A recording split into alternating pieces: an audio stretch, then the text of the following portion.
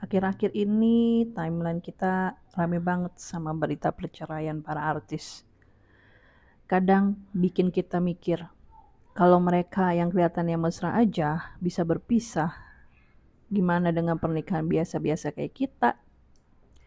Tapi sebenarnya pernikahan yang harmonis itu bukan soal glamournya di depan kamera, bukan soal foto estetik di Instagram, tapi pernikahan itu ya pertemuan dua manusia biasa dengan ego, kebiasaan, dan masa lalu masing-masing. Dan dari situlah perjalanan menjaga keharmonisan dimulai. Kalau dipikir-pikir, banyak dari kita menikah dengan ekspektasi pasangan bakal selalu ngerti, selalu hadir, selalu perhatian.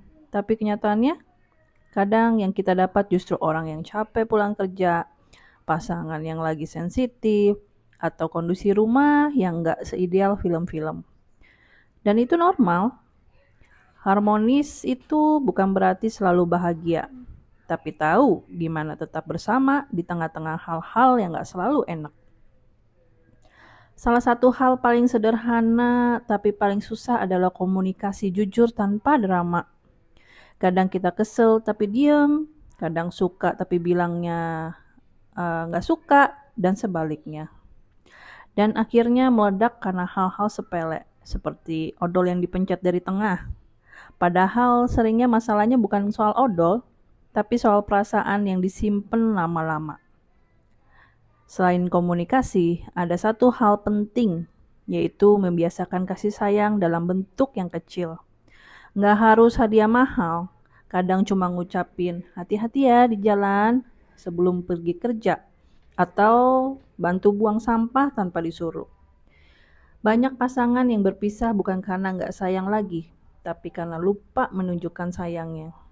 Terus, ada juga hal yang sering dilupakan pasangan suami istri, yaitu ruang pribadi. Pernikahan itu bukan berarti harus nempel 24 jam sama pasangan, tapi kita tetap butuh waktu untuk diri sendiri.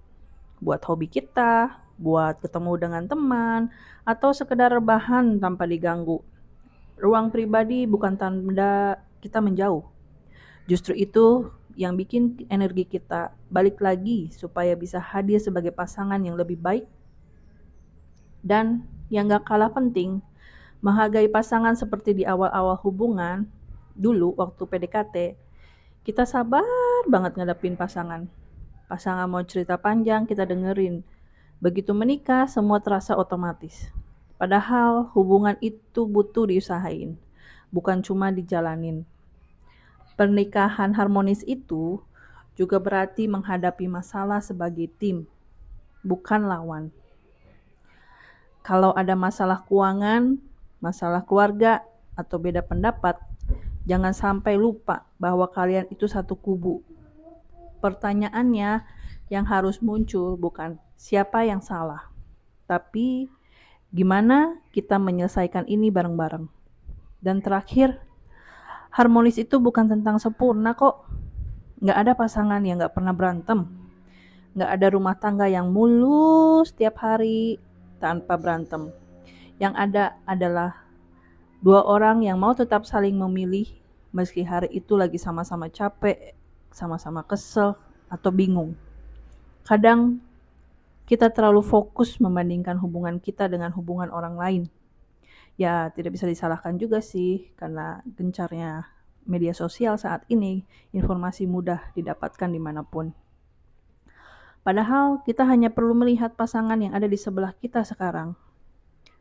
Pernikahan itu bukan untuk dipamerkan kok, tapi untuk dijaga. Pelan-pelan, setiap hari, dengan cara-cara yang paling sederhana.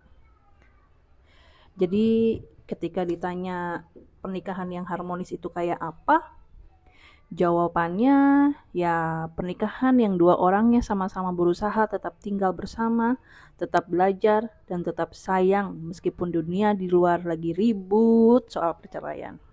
Oke?